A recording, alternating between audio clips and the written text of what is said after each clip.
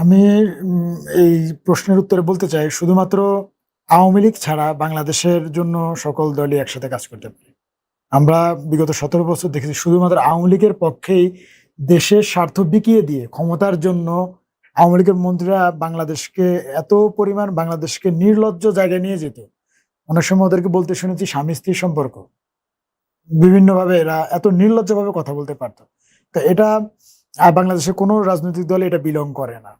আমার বিশ্বাস দেশের সাথে স্বার্থে আমরা একসাথে কাজ করতে পারবো। আর এর আগের প্রশ্নের জবাবে আমার একটু কথা আছে। জুলাইয়ের চেতনার ধারক এটা আসলে মুখে বলার কোনো কিছু না। জুলাইয়ের কোনো চেতনা এই জুলাইকে আমি শুধুমাত্র চেতনার বেড়া জালে, যেমন আমরা দেখেছি ১৭ বছর মুক্তিযুদ্ধ চেতনার রাজনীতি হয়েছে, চেতনা ব্যবসা হয়েছে এবং যার কারণে মানুষ এটা ছুঁড়ে ফেলে দিয়ে এটার বিপক্ষে অবস্থান নিয়েছিল। আমরাও যদি জুলাইটাকে এরকম জুলাই বাজি করি বা জুলাইকে চেতনা বিক্রির দোকান খুলে বসি, তখন কিন্তু ওটাও জনগণের কাছে এটা ঘৃণিত একটা বিষয় হয়ে দাঁড়াবে। জুলাইটা একটা দায়িত্ব।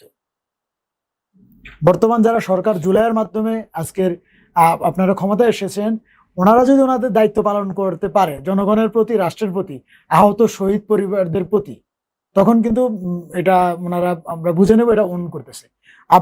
আমরা ক্ষমতার বাইরের দল, আমাদের এই ক্ষেত্রে আমাদেরও দায়িত্ব আছে।